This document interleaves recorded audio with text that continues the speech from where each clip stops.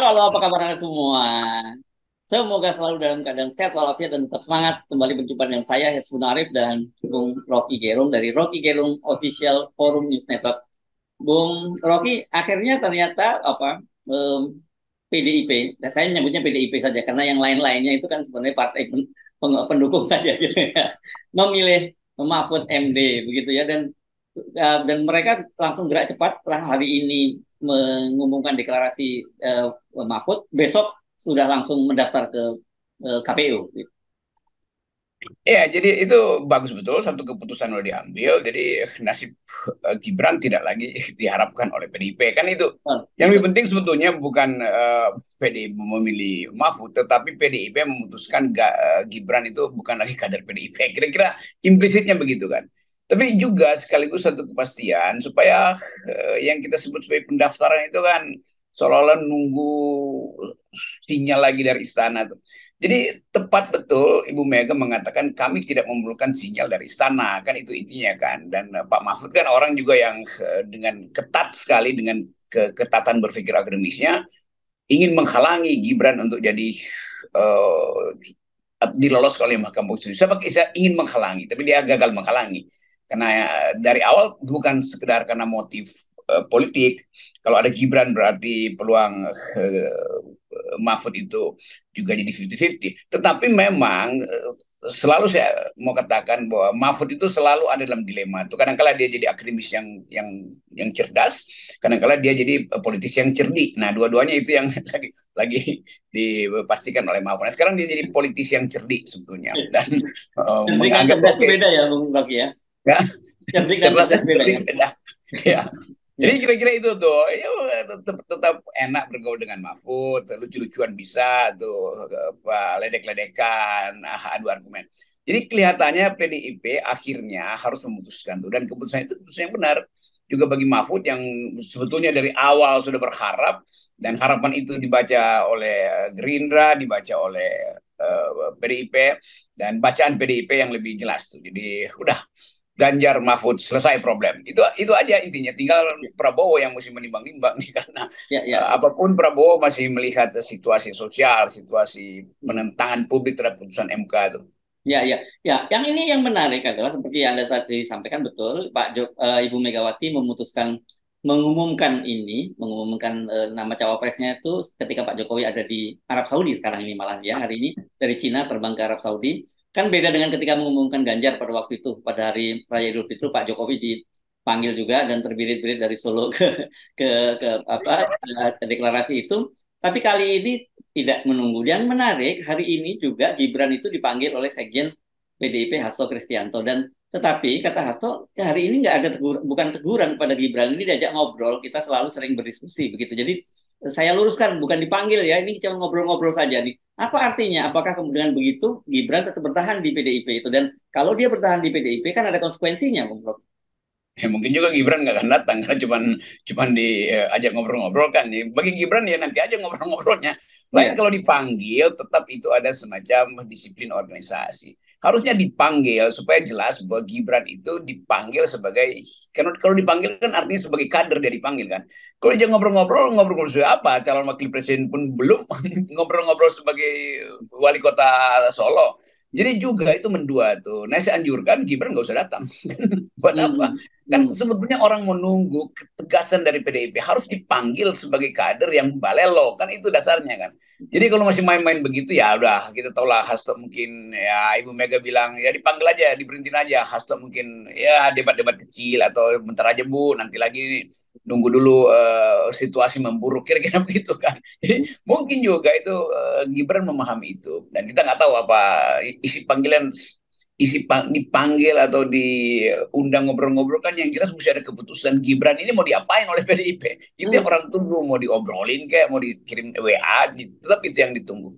Ya, nggak, tapi pertanyaannya, orang itu kemudian melihat situasi ini Pak Prabowo diprank nggak sama Pak Jokowi dan Pak Jokowi itu serius nggak ngurus Pak Prabowo itu kan jadi pertanyaan serius dengan perkembangan terbaru ini, Bung Rocky. Prabowo mungkin yang berpikir lebih lebih lebih dalam lagi itu menganggap bahwa seandainya dia tolak Gibran naik nggak elektabilitasnya? Menurut taruhan saya secara akademis pasti naik itu. Justru kalau terima Gibran itu dia jatuh tuh, karena Gibran itu jadi liability. Lain ketika mungkin 2 bulan lalu Mahkamah Konstitusi ajukan semacam cara berpikir yang masuk akal. Sekarang kan orang anggap bahwa marwah Mahkamah Konstitusi itu udah hancur habis-habisan tuh. Betul, betul. Jadi Gibran juga mau ngapain di situ tuh, demikian Hmm, juga Prabowo. Saya kira Gerindra juga punya pikiran alternatif hmm, untuk melihat bahwa ngapain tuh mengajak seseorang yang udah bonyok gitu kan, apalagi dibonyokin oleh pamannya sendiri kan itu intinya tuh.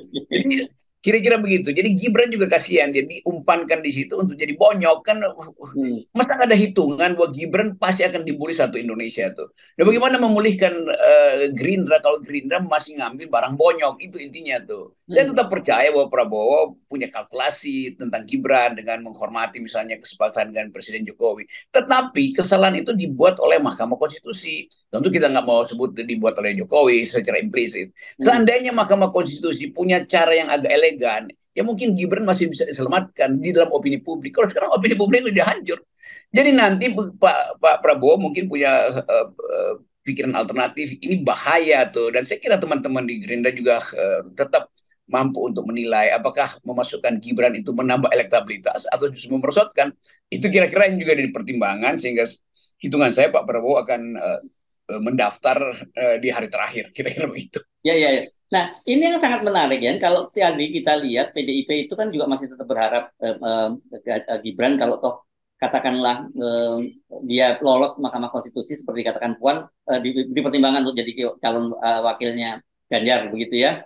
Dan ini kan ketika waktu itu kelihatannya PDIP masih berharap penuh Pak Jokowi bisa bersama dengan mereka.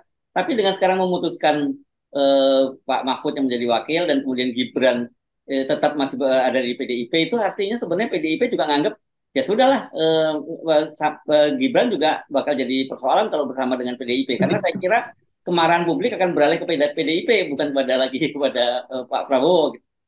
Ya itu yang dihitung. Mungkin dalam 2 hari ini juga PDIP survei, oh ngapain juga Gibran itu, Hmm.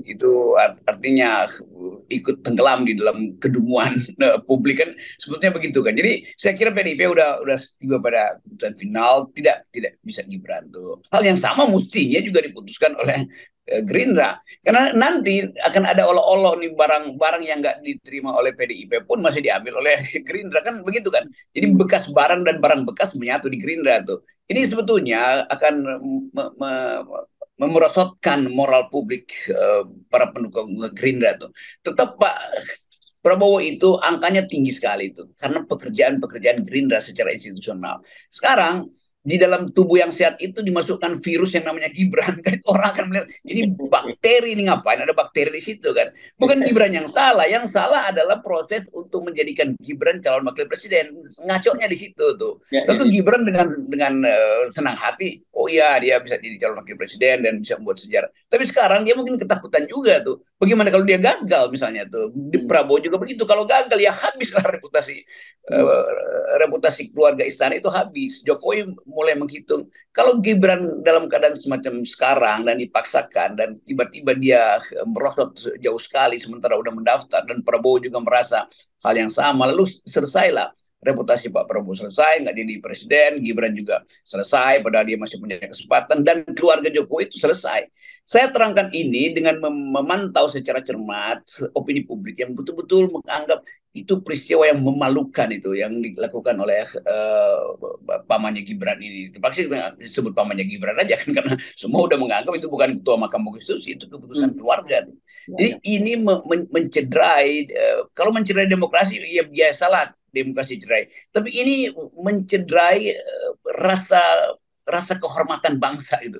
Ya. Bayangkan misalnya seseorang yang tadi saya baca, nonton seorang yang die hard Pak Jokowi dari mungkin dari Indonesia Timur itu, yang memang Hmm. banyak juga teman-teman yang die hard Jokowi akhirnya pulih menganggap bahwa ya keterlaluan lah kalau cara beginian, Hmm. memaksakan keluarga berarti menghentikan potensi orang lain untuk masuk dalam politik kan. Lain kalau keputusan Mahkamah Konstitusi itu tidak terkait dengan nama Gibran tuh, tapi dari awal ini kan desain yang busuk itu.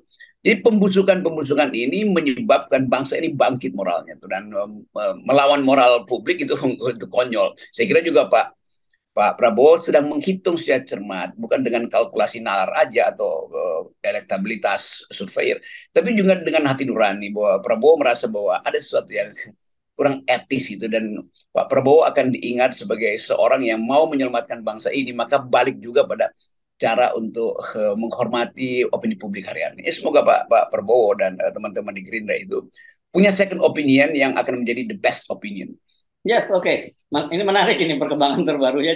Justru yang terjadi sekarang kita pertanyaan berikutnya bagaimana nasib Gibran dan bagaimana Pak Jokowi. Apakah Pak Jokowi dengan cara seperti ini dia karena orang masih tetap mencurigai bagaimanapun Pak Mahfud kan juga orang menterinya Pak Jokowi ya. Dan PDIP selalu mengklaim bahwa calon wakil presiden PDIP itu selalu dibicarakan lebih dulu dengan Pak Jokowi begitu. Apakah ini betul-betul keputusan murni dari PDIP atau ini ada kompromi antara Ibu Megawati dengan Pak Jokowi? Apapun komprominya, yang jelas PDIP udah lepas dari tuntutan moral. Jadi PDIP udah lega sebetulnya kan. Oh, gue nggak publik tahu bahwa PDIP tidak memilih Gibran, itu dasar pertama.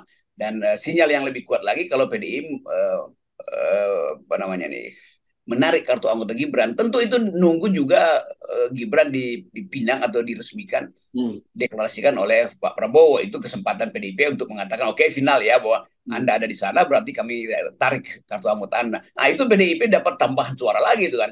Jadi PDIP jangan marah-marah saya lah, itu saya juga lagi bantu untuk menyelamatkan partai ini. Karena tetap dari awal kan saya katakan partai PDIP ini nggak boleh hancur, karena dia mewakili satu sejarah unik bangsa Indonesia itu, bahwa ada pikiran yang dari 70 tahun lalu tapi masih direlevan-relevankan, walaupun terengah-engah untuk merelevankan Soekarnoisme dengan keadaan sekarang. Tapi itulah antropologi bangsa ini kan.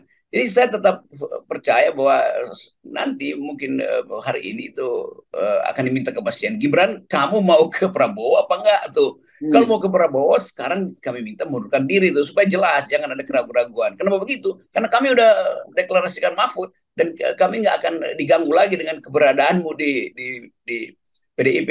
Demi masa depan keluargamu, silahkan tinggalkan keluarga kami. Kira-kira begitu Ibu Mega mau ucapkan. Oh, kalau situasinya itu kan berat ya, dan Gibran tuh tadinya dari barang yang dilirik kiri kanan, tapi nanti justru malah dijauhi dari kiri kanan ya, dianggap tadi yang Anda sebut itu ya, bisa dianggap sebagai penyakit menular lah begitu ya.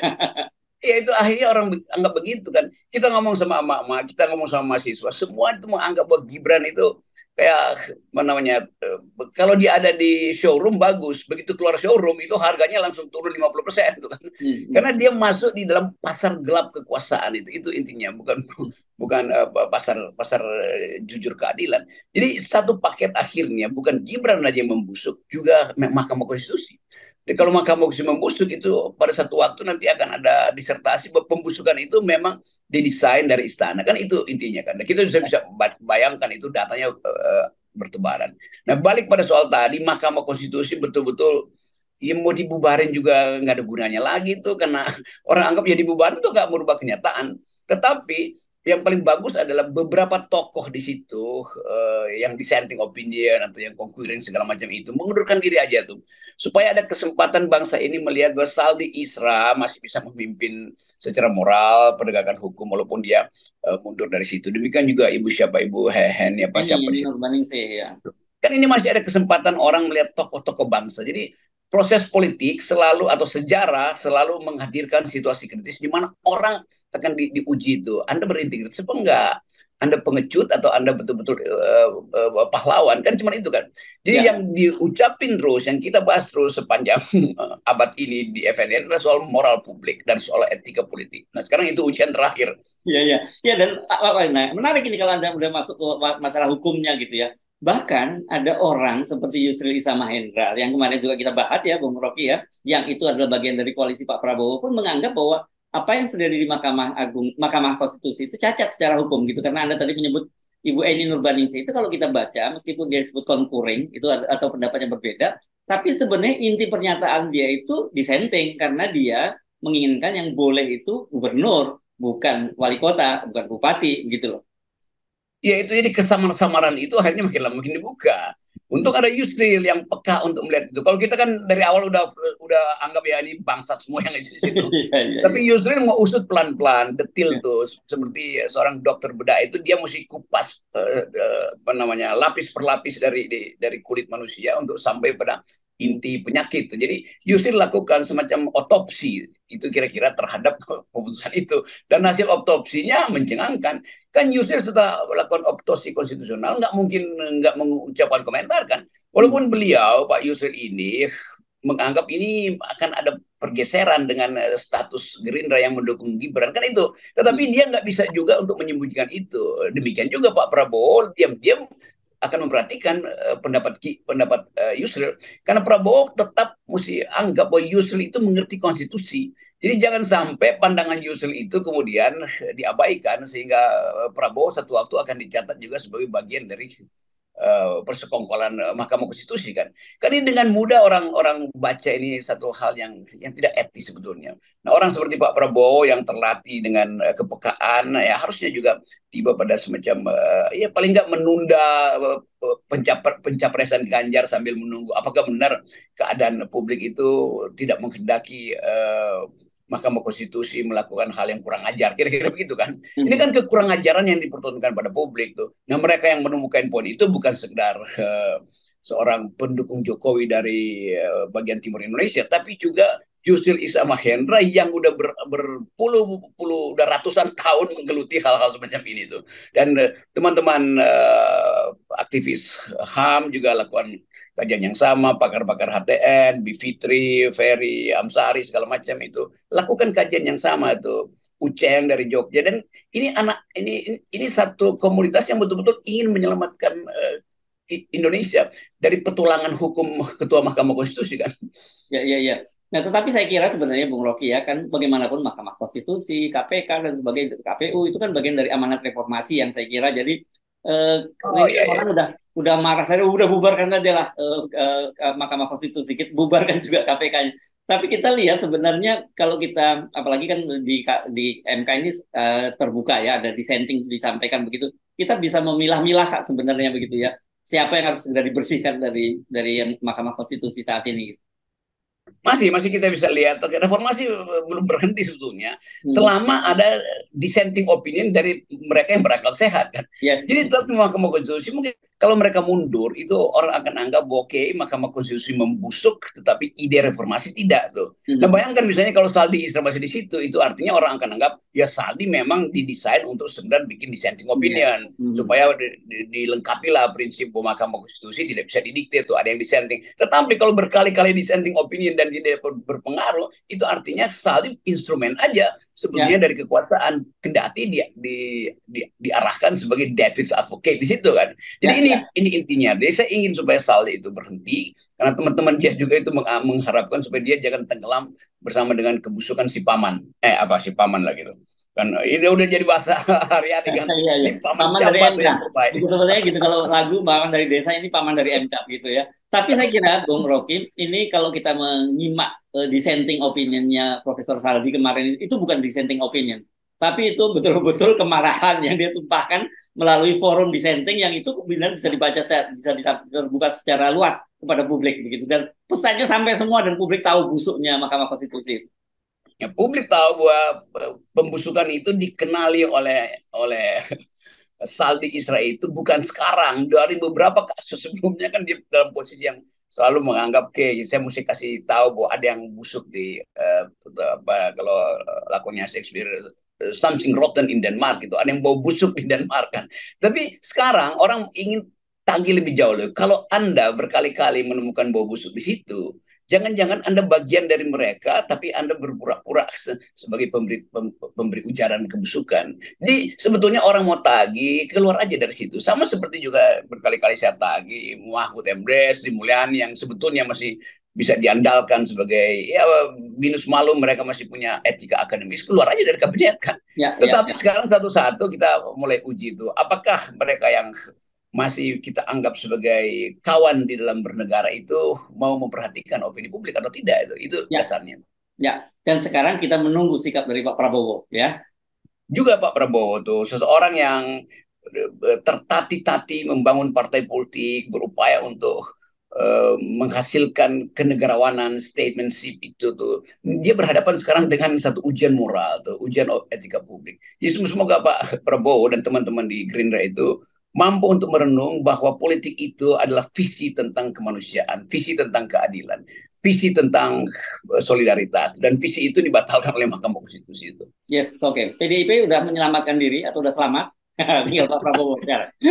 Ya itu. Jadi selamat buat PDIP yang berhasil untuk mengontrol ambisinya, dan oke, publik pasti akan kasih tambahan poin pada PDIP itu. Yes, oke, baik. Terima kasih, Bung Rocky. Tetap 0% buat kita ya. Ya. Ya.